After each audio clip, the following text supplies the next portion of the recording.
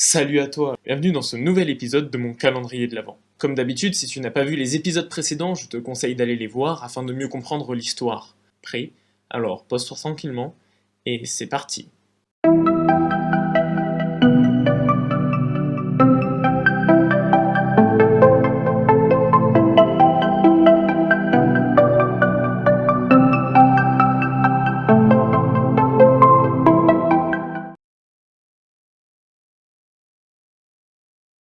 14 Oubra 558. Le couple d'enquêteurs quittait au petit matin la ferme où ils avaient passé la nuit.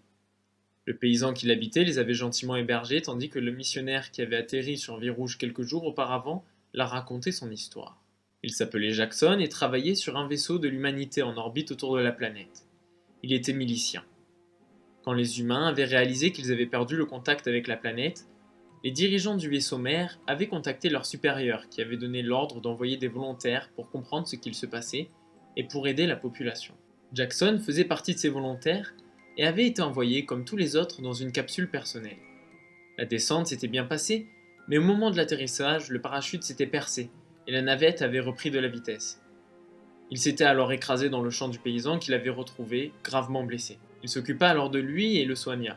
Une fois complètement remis, le missionnaire partirait en direction d'Aluminis, la capitale de la région. En remerciement pour son aide et pour le dédommager de la destruction de son champ, le missionnaire avait offert aux paysans sa navette et il était en train de la réparer lorsqu'ils étaient arrivés.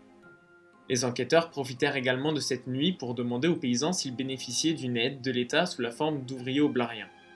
Il leur répondit qu'un homme était venu lui proposer quelque chose du genre, mais il avait refusé, car il doutait de son honnêteté. Le couple était désormais en route pour la ferme d'Armanix, pour ramener son père chez lui. Le véhicule s'était entièrement rechargé au cours de la nuit. Ils pourraient donc parcourir les 2 grosses heures qui les séparaient de leur destination. Sur la route, Harp fit part de son enthousiasme à sa compagne.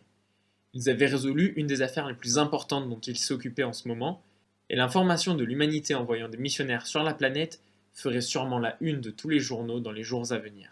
Ils arrivèrent à la ferme de Armanix aux alentours de 8 heures. Il leur faudrait encore 1h30 de route pour rejoindre le petit bourg où habitaient leurs amis. Pour être sûr de réaliser ce trajet d'une traite, ils devaient attendre que le cristal du véhicule se recharge suffisamment. Un rapide calcul leur apprit que cela durerait 2 grosses heures, ce qui leur permettrait d'être rentrés un peu avant le début de l'éclipse. Ils sortirent du vaisseau encore chauds quand ils virent s'avancer vers eux le paysan qu'ils avaient laissé la veille. Il leur souhaita la bienvenue et ajouta « Je ne vous attendais pas de sitôt. Votre trajet s'est bien passé ?»« Oui, je vous remercie, » répondit Jace. En se rappelant qu'ils avaient dit qu'ils reviendraient plus tard, elle ajouta « Nous sommes rentrés un peu plus tôt parce qu'ils avaient du travail dans les champs. Ça nous permettra de rentrer aujourd'hui à Paladis. » Le paysan, un peu triste de voir son père repartir si tôt, proposa au couple de rester un peu plus, et ils acceptèrent de rester les 2 heures nécessaires au vaisseau pour se recharger. Une fois la durée écoulée, ils laissèrent père et fils se dire au revoir et promirent de refaire le trajet la prochaine fois qu'ils iraient voir leurs amis. Ils ne pensaient pas revenir de sitôt, mais cette perspective mettait du baume au cœur du vieillard et du paysan. Ils prirent alors la route, et comme prévu, tout se passa bien sur le trajet. Ce séjour avec son fils semblait avoir redonné un peu d'énergie au propriétaire du vaisseau, qui leur raconta de nombreuses anecdotes et histoires. Ils le laissèrent parler, voyant que cela lui faisait du bien. Le trio arriva à destination 30 minutes avant le commencement de l'éclipse, et alors qu'ils le quittaient, le vieil homme les remercia encore une fois pour le trajet. Le couple se rendit au bureau de leurs amis qui étaient absents. Ils leur laissèrent une tablette avec les infos qu'ils avaient récupérées plus tôt, où ils les informaient entre autres de la nature des objets qui tombaient du ciel depuis l'événement. Alors qu'ils s'approchaient de l'arrêt où la navette les avait laissés à l'aller, ils virent un véhicule en tout point semblable à celui avec lequel ils avaient fait le trajet de la veille.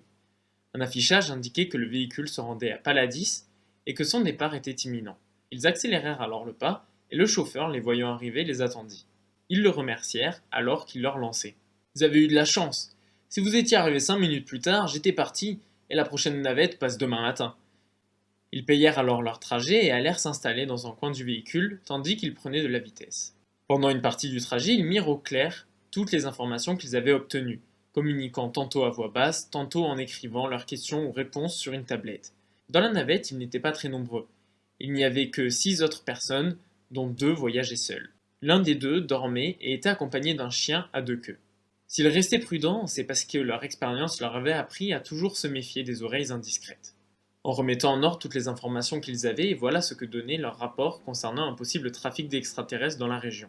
Une conversation venant d'un bâtiment du gouvernement de la ville et à destination d'un camp dans les terres de Metal West avait été interceptée.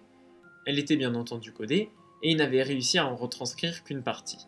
De ce qu'ils avaient compris, cela parlait d'Oblariens et d'autres espèces de pierreux. Le message demandait au chef de camp de s'assurer qu'il serait pris pour quelque chose qu'ils n'avaient pas encore déchiffré. Il donnait aussi comme ordre de laisser la voie libre aux scientifiques, mais là aussi, ce que ceux-ci devaient faire n'avait pas été déterminé. Avec les révélations que leur avait fait Armanix, il se pourrait bien que les Oblariens soient utilisés pour fournir cette fameuse aide aux paysans. Ceci ne serait pas vraiment contradictoire avec la doctrine du parti en place dans la région, qui mettait la productivité en priorité absolue, même parfois devant des considérations éthiques. Voilà en résumé où en était leur enquête. Leur petit débrief achevé, il leur restait encore une dizaine d'heures de trajet. Ils furent agréablement surpris d'apprendre que le retour serait 2 heures plus rapide que l'aller. Quand l'éclipse prit fin, le couple se mit à observer les champs qui défilaient à toute vitesse par les vitres de la navette. Maintenant qu'ils y faisaient attention, ils remarquèrent la quantité plus abondante que la normale d'Oblariens dans les champs et crurent même remarquer d'autres extraterrestres qui ne vivaient habituellement que dans les terres de métal. Cependant, la vitesse modifiait leur perception, et peut-être ne s'agissait-il que de rochers. Toujours est-il qu'ils en prirent note. Ils arrivèrent à Paladis aux alentours de 24 heures et se rendirent dans un premier temps à leur appartement. Ils y déposèrent leurs affaires, et après avoir pris une bonne douche, Harp dit à sa compagne « J'aimerais rédiger le rapport sur l'enquête chute d'OVNI. Du coup, je dois aller au bureau. Tu viens avec moi ?»« Ok, attends 5 minutes et j'arrive. » Ils se rendirent jusqu'à leur lieu de travail qui se trouvait à une vingtaine de minutes à pied. Alors qu'ils se rapprochaient, Jace remarqua 2 silhouettes qui attendaient devant l'immeuble. Elle le fit remarquer à Harp, et ils crurent reconnaître qu'il s'agissait d'un homme et d'une femme qui attendaient assis devant la porte du bâtiment. Harp sembla mettre un nom sur ces silhouettes, et dit « Ça sent pas bon. Pas bon du tout. » Mais il continua de s'approcher de la porte.